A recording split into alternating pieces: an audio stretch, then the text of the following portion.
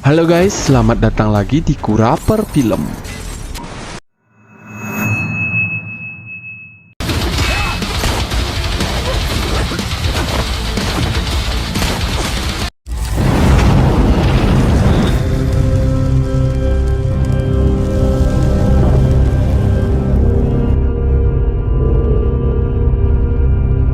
Di sebuah kawasan industri yang sangat besar, terlihat sebuah mobil melaju pelan dan berhenti di depan sebuah rumah. Mereka terlihat menurunkan jasad yang dibungkus dengan kain. Orang ini baru saja meninggal, jadi mereka berencana mengambil organ-organnya dari mayat tersebut. Wanita yang bernama Sarah ini adalah seorang dokter yang menanganinya. Ketika plastik dibuka, tiba-tiba mayat itu bangkit dan memandangnya tajam.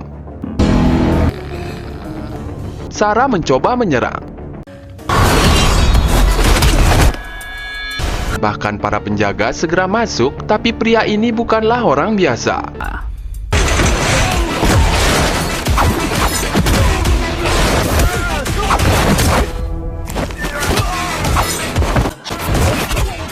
Dia dengan santai memakai pakaiannya, dan kali ini Sarah lagi-lagi menyerang.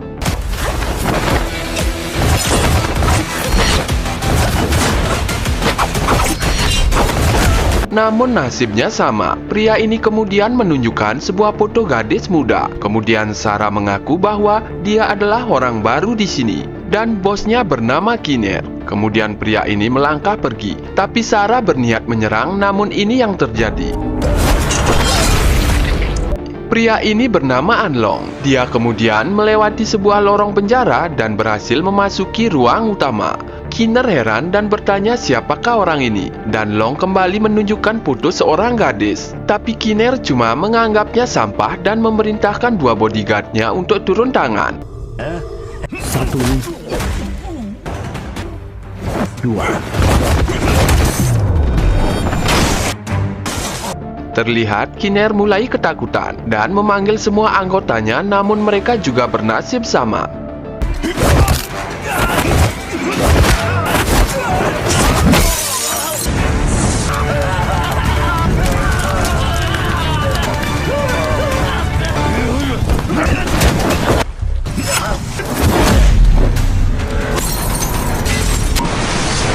Hingga Kinner kehabisan nyalinya dan dia mencoba memohon. Namun dia mengaku cuma bawahan dan masih mempunyai bos di atasnya.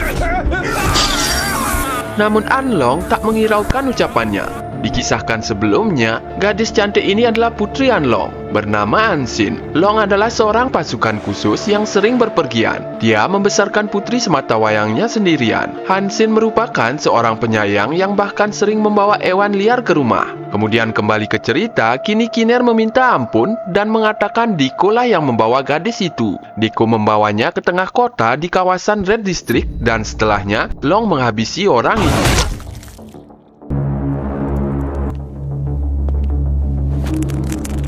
Ternyata putri Long, Ansin, telah diculik. Kemudian rekan militernya memberitahu bahwa sinyal ponsel Sin menghilang di wilayah selatan Myanmar, yaitu kota Laika. Mereka yakin KM Teknologi dalang dari semua ini, yang merupakan perusahaan palsu yang dimiliki seorang gangster gila bernama Kunmai. Dan inilah pria bernama Kunmai beserta para atasan di perusahaannya. Seorang pria gila psikopat kejam yang melakukan segala macam bisnis ilegal di kota Laika. Semua kejahatan dilakukan oleh orang ini. Bisnis utamanya adalah penjualan manusia dan organ-organ manusia. Sangat banyak permintaan dari seluruh dunia. Orang ini terlihat gembira, namun dia memarahi anak buahnya yang bernama Jiu. Karena seorang reporter membuat berita kegiatan ilegal mereka dan Jiu terlambat melapor padanya. Jiu kemudian meminta maaf pada bosnya dan mengatakan reporter pemula itu sudah mereka tangkap dan diurus. Kunmai tak ingin ini terulang lagi dan jangan sampai semuanya menyisakan ketakutan. Kemudian salah satu anak buahnya melapor kalau gudang Kinner telah dihancurkan dan Kinner juga telah meninggal. Kejadian itu membuat Kunmai terlihat kesal dan meminta anak buahnya untuk mengurusnya. Di sebuah kawasan merah kota Laika, semua usaha dan bangunan di sini rata-rata milik Kunmai. Orang yang bertanggung jawab adalah Diko. Dia terlihat sedang menagih uang pada para gadis pekerja, dan kebetulan uang setorannya kurang. Diko memarahi gadis ini, lalu meminta gadis ini memijatnya. Namun seorang datang menyapa. Dia menunjukkan sebuah foto. Tetapi Diko mengusirnya, dan saat itulah dia diajar. Itu adalah Long. Diko awalnya tak mau menjawab dan pura-pura tak tahu. Namun Long menyiksanya hingga Diko sampai pingsan.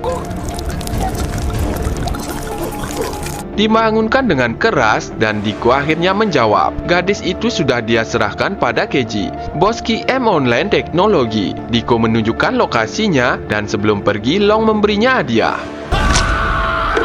Tempat ini adalah QM Online Teknologi, merupakan perusahaan scam dan penipuan online milik Kunmai. Para pekerja di sini rata-rata dipaksa bekerja untuk menipu secara online. Mereka bekerja seharian tanpa istirahat, dan inilah penanggung jawab usaha ini bernama Keji. Dia menyambut para pekerja baru, dengan ini dia akan menghasilkan uang dengan cepat. Tugasnya cuma menelepon customer, lalu mengarahkan mereka. Dia menjelaskan bahwa tugas para pekerja baru adalah aktor suara, tukang ketik, dan tukang deal. Biasanya mereka menghasilkan hampir 10 juta dolar setiap tahunnya. Selain itu juga ada komisi bagi yang mencapai target 3% bonus. Yang mereka butuhkan hanya semangat, dan semuanya dipaksa berteriak. Keji mengumumkan bulan ini penghasilan tertinggi adalah Snow. Seorang gadis berdiri dan mendapatkan bonus. Semuanya kembali berteriak. Kemudian scene berpindah pada Long yang sudah berada di luar. Dia bersiap masuk. Di dalam, Snow juga punya kakak yang juga bekerja di sana. Tetapi kakaknya tak mencapai target. Dia tak bisa meninggalkan mejanya. Kemudian Keji tiba-tiba datang, namun Duo sangat takut pada orang ini. Dia bahkan menyapa Duo dan berkata bahwa semua orang harus punya kontribusi untuk perusahaan ini. Duo meminta ampun, dia akan mengejar targetnya. Tapi Keji mengajarnya. Orang ini memanggilnya ke depan, lalu menyetrumnya. Dia sudah mengajarinya dengan baik, namun masih saja gagal. Dia memperingatkan kepada seluruh karyawan jangan bodoh dan malas seperti orang ini. Semua orang dimarahi. Orang ini meminta Duo dibawa pergi, dan itu adalah sinyal kematian. Snow memohon dia akan menutup kerugian kakaknya, namun Keji malah meminta yang lain. Snow harus tahu orang ini jauh dari istrinya, dan Snow harus mengerti kebutuhannya. Hingga gadis ini terlihat menangis. Namun tiba-tiba keributan terjadi. Han Long sudah masuk dengan santai, memeriksa karyawan wanita di sana. Keji terlihat marah dan bertanya siapa dia. Kenapa dia mengacau di sini? Long menunjukkan foto anaknya, tapi Keji malah memakinya. Anak buahnya maju ingin menghajar Long.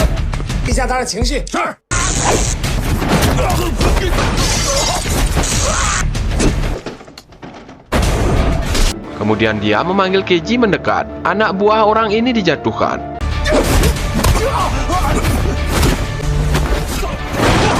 Keji ikut dihancurkan.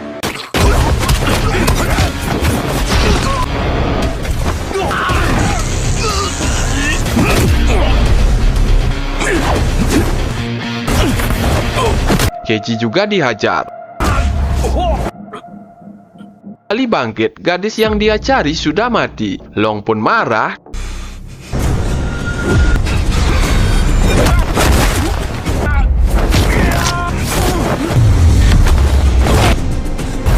Ternyata orang ini menyimpan pistol dan menembak.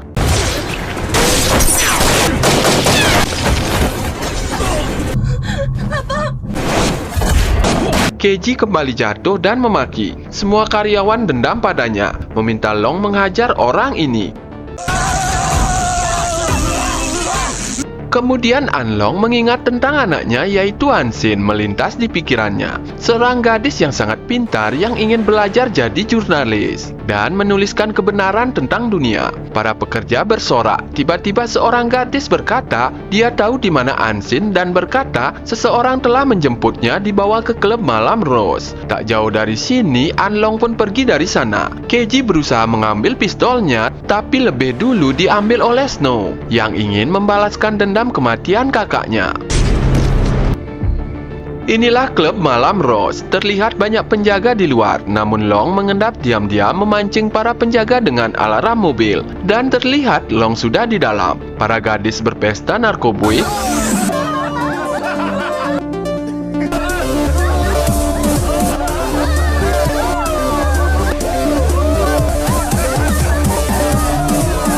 dan inilah penanggung jawab tempat ini, Madam Lily. Anak buahnya melapor ada insiden di kamar nomor 8. Madam Lily segera menuju ke sana menyapa para pekerjanya.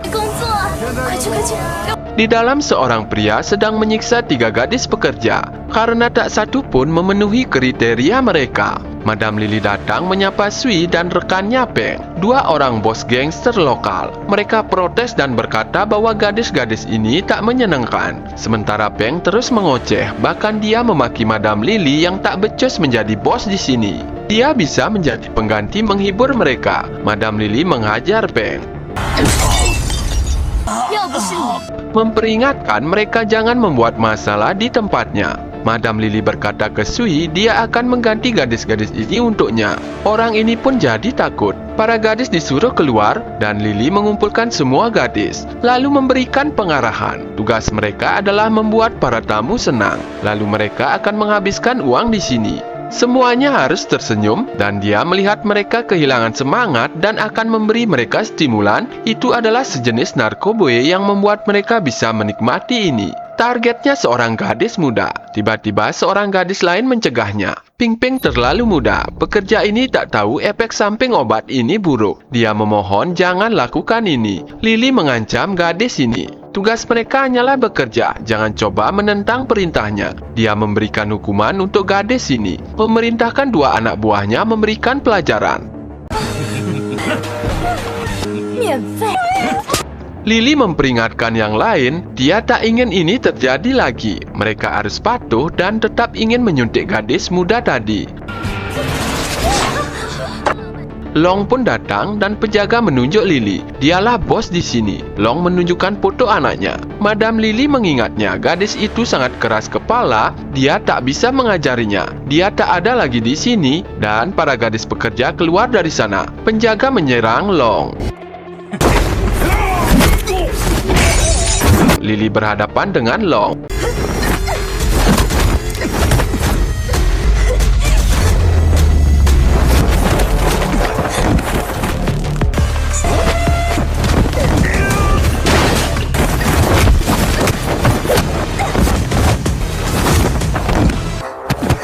Wanita ini ternyata juga petarung.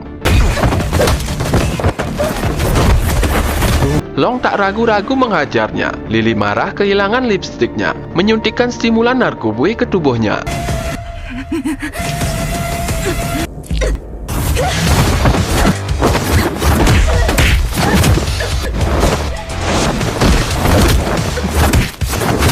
Dan tetap saja Lily dijatuhkan. Banyak dosis narkoboy yang disuntikan Long membuat wanita ini tak berdaya. Ingatan tentang Ansin anaknya muncul dan setiap Long pulang, makanan buatan anaknya lah yang paling dirindukannya. Dan Ansin akan menangis keras setiap dia akan tugas ke luar negeri. Madam Lily lemas dan mabuk, meminta Long membawanya. Wanita ini kehilangan kesadarannya, mengatakan Ansin dibawa ke gerbong kereta, lalu menunjukkan lokasinya. Long pun pergi dari sana. Sementara di mansion Kunmai, orang ini sangat suka dengan uang. Dia menyusunnya. Tak sengaja gadis pelayan menuangkan air. Sorry, boss. Kunmai menyuruhnya pergi. Orang ini dengan kejam menghabisi pelayan wanita ini. Tak seorang pun bisa merusak mainannya. Kemudian anak buahnya melapor ada seseorang pria yang sudah menghancurkan beberapa bisnis mereka. Orang itu mencari gadis yang mereka culik, menunjukkan profil Hansin. Kun Mai meminta anak buahnya menambah personel. Sementara itu, Long sudah berada di sebuah kawasan, mematikan CCTV di seluruh area itu. Orang ini bernama Andrew, pimpinan dari gerbong darah. Tempat itu adalah gerbong tua yang tak terpakai, disulap menjadi tempat ilegal. Dia sedang sibuk menelpon. Orang-orang di sini sedang mendonorkan darahnya untuk uang. Orang miskin yang dimanfaatkan. Andrew menyapa orang-orang ini. Mereka akan mendapatkan bayaran sesuai jenis darah. Mereka juga bisa menjual ginjal. Uangnya akan lebih besar.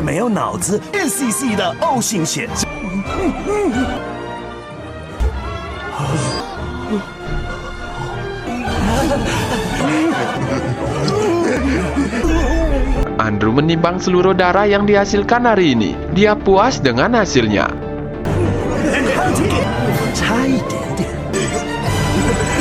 Akhirnya, timbangan target hari ini terpenuhi. Para pendonor dihisap, bahkan ada yang sampai meninggal. Dia sangat marah. Ternyata ada pendonor yang sedang sakit ikut menjual darahnya. Ini kesalahan dan anak buahnya membawa orang ini ke gerbong lain.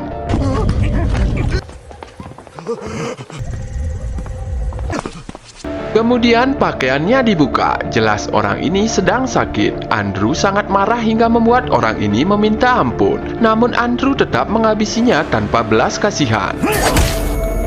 Tak lama kemudian, teleponnya berbunyi dari markas besar. Kun Mai menghubungi dan memintanya untuk berhati-hati karena ada seseorang pengacau yang sedang menuju ke tempatnya. Andrew yang sangat pede merasa yakin bisa menyelesaikan orang itu sendiri.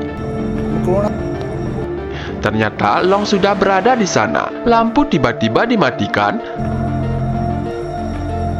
Dan saat menyala kembali, Long sudah dikepung oleh Andrew beserta anak buahnya. Andrew mengaku sudah tahu Long akan datang dan berniat untuk bermain-main dulu. Dia berjanji jika Long berhasil mengalahkannya, dia akan memberitahu di mana gadis itu berada sekarang.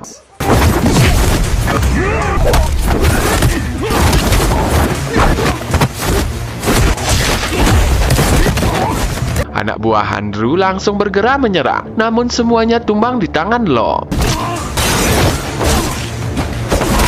Melihat hal itu, Andrew pun maju. Dia teringat dengan gadis itu dan sempat mengambil darahnya yang bertipe O. Kualitas darahnya sangat bagus, namun gadis itu terlalu kurus hingga tak banyak yang tersisa.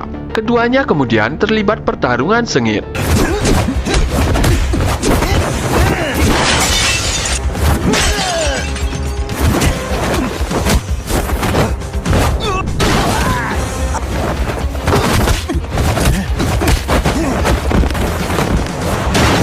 Andrew sempat tertawa mengejek lawannya, tetapi dia justru dihajar balik dengan telak.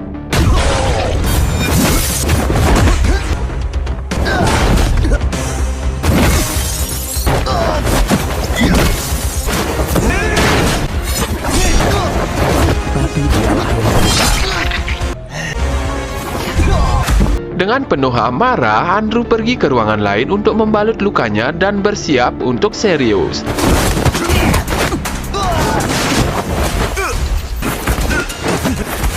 Namun, Andrew tetap dihajar bertubi-tubi hingga Long memberikan luka yang fatal.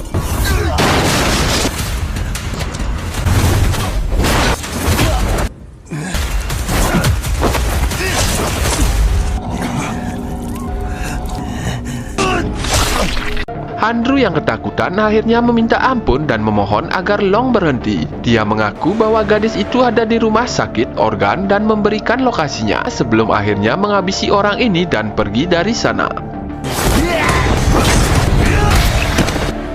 Anak buah Kun Mai kembali memberi laporan bahwa orang yang mengacau itu bukan orang biasa, melainkan seorang tentara pasukan khusus Tiongkok. Meski begitu, Kun Mai tak takut karena percaya tidak ada orang yang tidak bisa dikalahkan. Dia lalu meminta bantuan dari tentara lokal Myanmar lewat Jenderal Song yang sudah disuapnya. Saat berbicara di telepon, Jenderal Song meminta Kun Mai untuk berhati-hati karena latar belakang orang itu sangat menakutkan. Dan dia takut rekan-rekan tentara tersebut akan datang ke Myanmar. Myanmar. Setelah mendengar hal itu, Kun Mai langsung menutup teleponnya. Sementara itu, Long sudah berhasil menyusup ke rumah sakit organ. Dr. Zhao, pimpinan di sana, sedang bersiap melakukan operasi untuk menjual organ-organ secara live kepada pelanggan VIP. Dia menjelaskan bagian tubuh yang akan dijual dengan penawaran yang dimulai dari $200.000. Setelah tawaran berdatangan dan bermacam-macam bagian tubuh terjual, siaran live pun selesai. Dr. Zhao meminta pasiennya untuk tenang karena akan pergi dengan damai, lalu menghabisinya dengan alat khusus. Saat para perawat sedang menjelaskan kemana saja organ-organ tersebut akan dikirim, Long tiba-tiba datang dan langsung bertanya di mana gadis yang bernama Ansin. Dr. Zhao mengaku tidak tahu karena terlalu banyak pasien di sana, yang membuat Long kembali memukulnya. Karena menyerah, Dr. Zhao akhirnya setuju untuk menunjukkan para pasien. Di dalam penjara, tampak banyak bocah dan remaja yang ketakutan. Long memeriksanya satu demi satu, tetapi dia tidak menemukan anaknya. Salah satu bocah di sana menjawab bahwa dia tahu kakak Ansin dan menunjuk Dr. Zhao sebagai orang yang telah membawanya. Long yang murka kembali menyeret dan ingin menghajar Dr. Zhao. Dr. Zhao memohon ampun dan menjelaskan bahwa waktu gadis itu datang, kondisinya sudah sangat parah dan tidak bisa ditolong lagi. Dr. Zhao menunjukkan catatannya kepada Long. Long seketika syok dan pusing saat Zhao mengatakan bahwa hati gadis itu telah dikirim tadi pagi ke luar negeri. Dengan penuh amarah dan rasa tidak percaya, Long dipandu oleh Dr. Zhao menuju ke kamar mayat. Di sana banyak tubuh yang ditutupi oleh plastik. Long memeriksanya satu demi satu dengan tangan gemetar.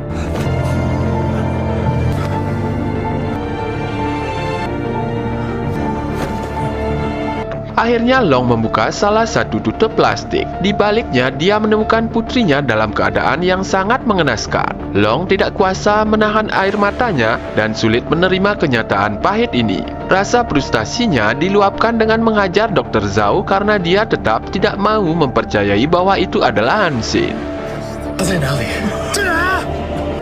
Tiba-tiba, seorang perawat membawa sebuah laptop ke dalam. Laptop itu berisi video hasil investigasi Ansin yang ditugaskan oleh kantornya untuk bekerja di Myanmar. Video tersebut membongkar kegiatan ilegal dan kejahatan grup Kun Mai, termasuk rekaman mengerikan saat Ansin disiksa oleh Kun Mai. Long sangat syok dan menangis histeris. Tak lama kemudian, ada pesan masuk dari Kun Mai yang mengundang Long untuk datang ke tempatnya.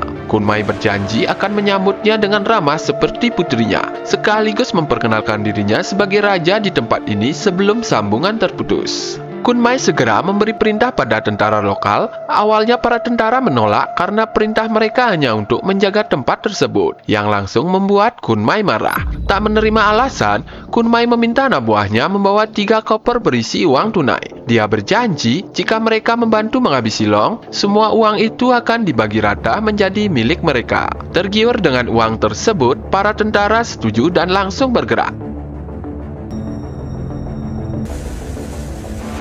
Kembali ke rumah sakit, Dr. Zhao kini sudah dihabisi oleh Long. Sembari memandang tubuh putrinya, Long tidak menyangka pekerjaan yang dia idamkan, Ansin justru membawa putrinya pada kematian. Amarah Long sudah berada di puncaknya. Di sebuah komplek pasar di kota Laika, Long sudah bersiap. Para tentara Myanmar yang disewa datang memburunya dan langsung melepaskan tembakan di mana-mana hingga membuat warga panik. Perburuan pun dimulai.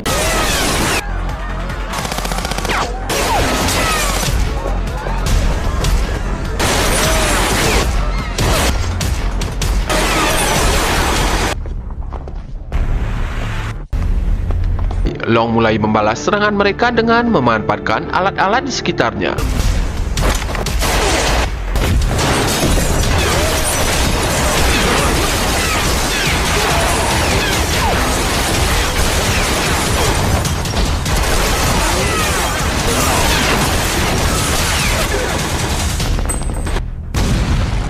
Bahkan melemparkan tabung gas untuk meledakkan musuh.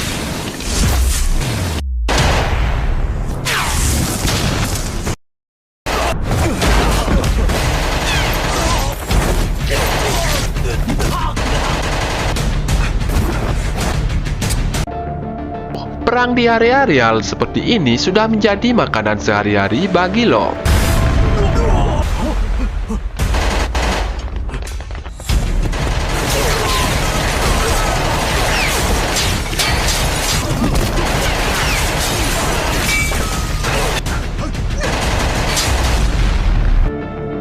Dia kemudian menaiki mobil yang digunakan tentara Myanmar dan menabrak apa saja yang ada di depannya hingga misi para tentara tersebut gagal total.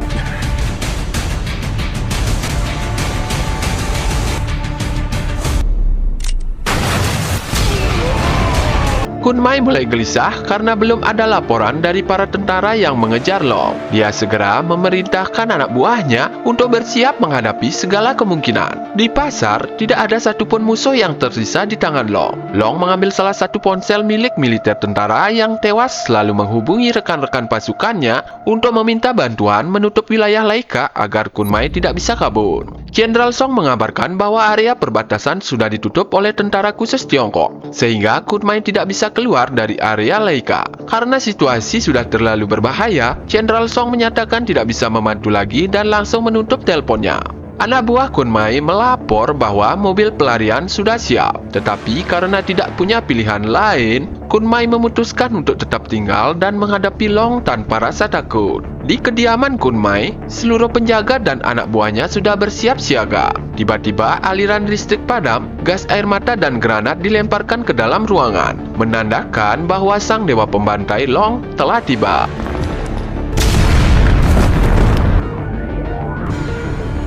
Long masuk dan langsung menghabisi para penjaga.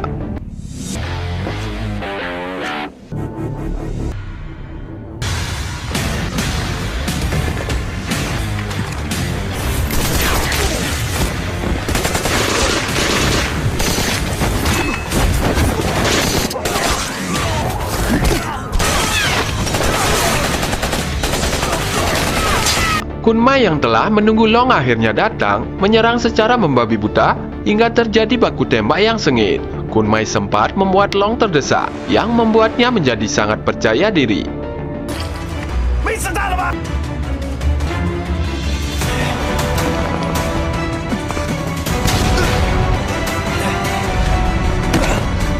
Dia memaki dan mengejek Long sambil terus mengejarnya, menyombongkan kehebatannya di wilayah tersebut. Kun Mai mengoceh bahwa Long telah menghancurkan bisnisnya dan sekarang harus membayar semua itu, karena semua orang di wilayah ini harus sujud di kakinya.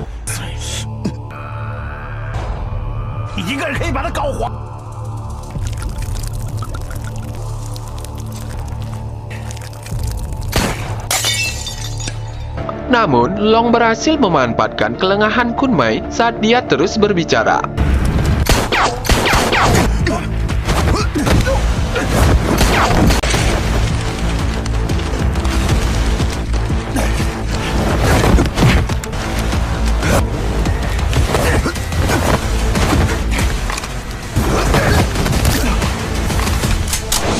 Ketika peluru kedua belah pihak akhirnya habis, pertarungan jarak dekat yang brutal pun dimulai.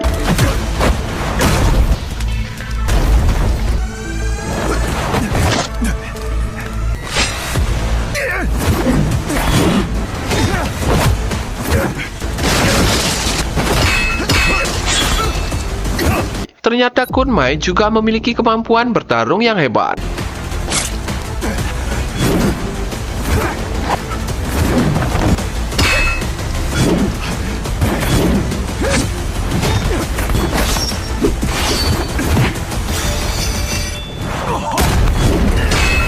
Keduanya saling memaki dan menyudutkan satu sama lain. Untuk menghancurkan mental lawannya, Kun Mai sengaja memutar rekaman video saat dia menyiksa Ansin di layar kamar. Hal ini membuat konsentrasi Long seketika pecah. Kun Mai kemudian menunjukkan kalung milik Ansin, sebuah hadiah yang sangat berharga dari Long untuk putrinya.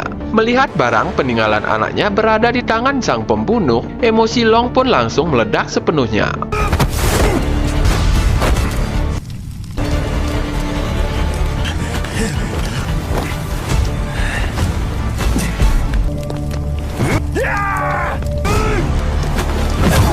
Keadaan berbalik, Long harus menghabisi orang gila ini. Kun Mai dihajar membabi buta. Dia sudah tak sanggup berdiri lagi.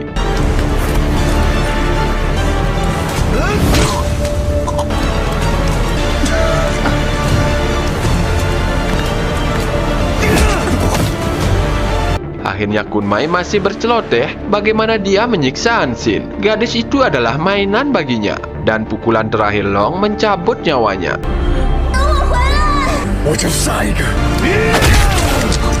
Anak buah Kunmai mengumpulkan orang yang disekap dan diculik untuk melenyapkan bukti, dimasukkan ke dalam lubang. Tentara Tiongkok datang menyergap mereka lalu membebaskan tahanan. Paginya pasukan khusus bersiap. Gerbang dibuka, Long dan orang-orang yang dibebaskan muncul dari pintu. Rekan Long muncul menyambutnya. Long hanya bisa mengingat memori tentang anaknya Ansin akan hidup di hati selamanya. Akhirnya, film yang barbar dan penuh adrenalin ini selesai. Dan semoga kalian terhibur. Sampai jumpa dan terima kasih. Kita jumpa lagi di video berikutnya.